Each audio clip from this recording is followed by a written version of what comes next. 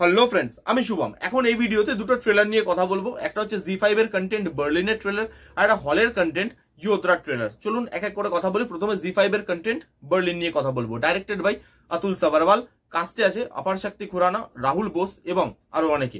গল্পটা যদি বলি, রাশিয়ান প্রেসিডেন্ট আসছে ইন্ডিয়াতে একটা অনুষ্ঠানে।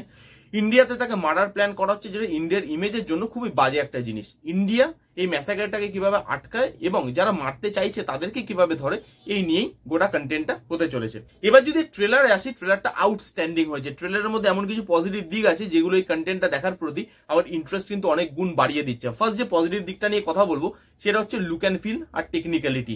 এখানে যে এরাটাকে ধরা হয়েছে, 90s এর এরা দেখানো হচ্ছে, এবং এরাটাকে যেভাবে কালার টোনের মাধ্যমে ক্রিয়েট করা হয়েছে সেটা লেভিশ লাগে দেখতে। টাকা পয়সা খরচা করা হয়েছে সেটা বোঝা যাচ্ছে। লুক অ্যান্ড ফিলটা ওই পিরিয়ডটাকে, ওই এরাটাকে ডিফাইন করতে পারে ভালোভাবে। তার সঙ্গে বিজিএম এর কাজ, বিজিএম যেভাবে আউটস্ট্যান্ডিং ডিজাইন করা হয়েছে, প্রত্যেকটা সিনে পার্ট বাই পার্ট যেভাবে বিজিএমটাকে কাটা হয়েছে, বিজিএমটাকে রাখা হয়েছে, সেটা আউটস্ট্যান্ডিং। তো কালার টোন বলুন, বিজিএম বলুন, সেট ডিজাইন বলুন, এখানে যে লুক অ্যান্ড ফিলটা দেওয়া হয়েছে সেটা খুব ভালো। এবং একটা রিচ জিনিস আপনি দেখতে চলেছেন বা একটা ভালো প্রোডাকশন কোয়ালিটি আপনি পেতে চলেছেন, সেটা কিন্তু বোঝা যাচ্ছে। কাস্টিং ভালো, যাদের থেকে একটা ভালো পারফরমেন্স আমি আশা করছি। আপার শক্তি খুরানা, জানি না আয়ুষ্মান খুরানা তো একের পর এক ছাড়ছে, আর এদিকে আপার শক্তি খুরানা একের পর এক মার্কেটে বার করেই যাচ্ছে, তাকে বেশ ভালো লাগছে দেখতে। রাহুল বোস খুব আন্ডাররেটেড অ্যাক্টর, তাকেও কিভাবে ইউজ করে সেটা দেখা ইন্টারেস্টিং হবে। রাহুল বোসকেও কিন্তু এখানে ভালো লাগছে, এবং এখানে কাস্টিং ভালো, ভালো একটা পারফরমেন্স বোধহয় পাবো। তার মধ্যে ট্রেলার এডিটটা আমার খুব ভালো লেগেছে। এর মধ্যে একটা রিদম আছে, যে রিদমের কথাটা আমি প্রত্যেকটা ট্রেলারের ক্ষেত্রে বলি, যে একটা লো পয়েন্ট থাকবে, হাই পয়েন্ট থাকবে, আমি অডিয়েন্সকে কতটা প্রোভাইড করতে চাইছি সেই জিনিসটা ভালো করে মেনশন থাকবে। ব্যাকড্রপটা কি নিয়ে হতে চলেছে, কি কি ক্যারেক্টার আছে, সেগুলো ভালো করে দেখাচ্ছে।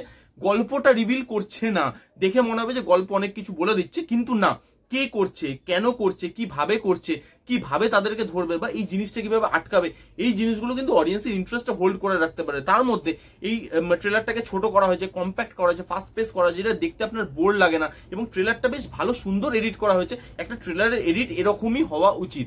এই ছিল মোটামুটি পজিটিভ দিক। নেগেটিভ দিক কিছু নেই, এবং এই কন্টেন্টের প্রতি ইন্টারেস্ট কিন্তু আমার আছে। ভালো কাস্টিং, ভালো প্রোডাকশন কোয়ালিটি, ভালো কন্টেন্ট, দেখা যাক কন্টেন্টটা কেমন হয়। এরপর যেটা নিয়ে কথা বলবো সেটা হচ্ছে যোধরা বলে একটা কন্টেন্ট আসছে হলে, যেটার কাস্টে আছে সিদ্ধান্ত চতুর্বেদী, রাঘব জুয়েল, ডাইরেক্টেড বাই রবি উদ্যাবর। এবারে যদি গল্পটা আপনাদেরকে বলি, সিদ্ধান্ত চতুর্বেদী যার একটু অ্যাঙ্গার ইস্যু আছে, সে মাঝে মাঝে রেগে যায় এবং সে তার রাগকে কন্ট্রোল করতে পারে না। রাম কাপুর আসবে তার কাছে, বলবে ভাই তুমি এত রাগী, বাট রাগটাকে এমন বেকার আর বাজে জায়গায় কেন ইউজ করছো? একটা ড্রাগ মাফিয়া আছে যার পেছনে তোমার বাবা পড়েছিল, তোমার বাবা তাকে ধরতে পারেনি, তুমি তাকে ধরো এবং রাগটা একটা ভালো জায়গায় ইউজ করো।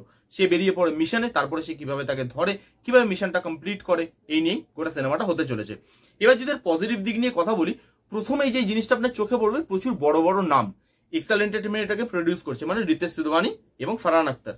কাস্টিং, আপনি একবার কাস্টিংটা দেখুন। এখানে সিদ্ধান্ত চতুর্বেদী আছে, যাকে আমরা ভালো অ্যাক্টর হিসেবে চিনি, সে কিন্তু ভালো অ্যাক্টিং করতে পারে। রাঘব জুয়েল, তার টাইম কি যাচ্ছে সে নিজেও জানে না। কিল, তারপরে গ্যারা, তারপরে এইটা বড় বড় রোলে তাকে কাস্ট করা হচ্ছে, এবং ইম্পর্টেন্ট রোলে সেও ভালো অ্যাক্টিং করতে পারে, এবং সে নিজেকে প্রুভ করে এসছে। তো তার প্রতিও একটা কিন্তু আমাদের আশা আছে। সাইড পারফরমেন্সে যারা আছে, রাম কাপুর, গজরা, যারা আমাদের পারফরমেন্স, তো পারফরমেন্সেস ভালো পেতে চলেছি। এখানে যে স্ক্রিন প্লে লিখেছে শ্রীধর রাঘবন, এখানে যে ডায়লগ লিখেছে ফারহান আখতার, তো এই বড় বড় নামগুলো আপনার চোখে পড়বে প্রথমেই দেখতে গেলে, এবং যে নামগুলোর থেকে আমরা এক্সপেকটেশন রাখি যে এদের কন্টেন্ট আসছে মানে সেটা ভালোই হবে, এবং এই কন্টেন্টের প্রতি আমার আশা আছে এই নামগুলোর জন্য। সেকেন্ড হচ্ছে look and feel. Look and ফিলটা ল্যাভিশ করা হয়েছে, ব্রাইট, একটা ফ্রেশ জিনিস আপনাকে প্রোভাইড করতে চলেছে, সেটা বোঝা যাচ্ছে। টাকা পয়সার কোথাও কামতি হয়নি। বিজিএম যেভাবে আপলিফ্ট করে সেটা আউটস্ট্যান্ডিং। কালার কারেকশন খুব ভালো।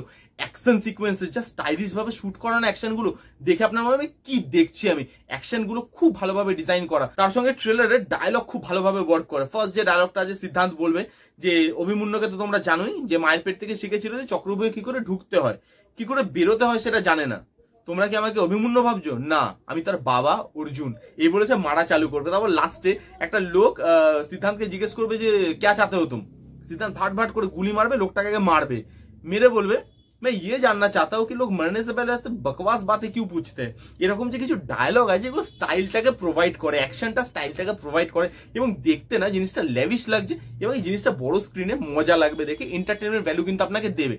এবার আসবো নেগেটিভ দিকে। এই ট্রেলারটা প্রচুর গল্প রিভিল করে দিয়েছে, এবং আমার মনে হয় না যে মেকার্সরা এই ট্রেলারে গল্প খুব একটা লুকিয়ে রাখতে চেয়েছে। তারা অডিয়েন্সকে বলে দিয়েছে যে ভাই এটা আমাদের প্রোডাক্ট, এটাই আমরা দেখাতে চাই।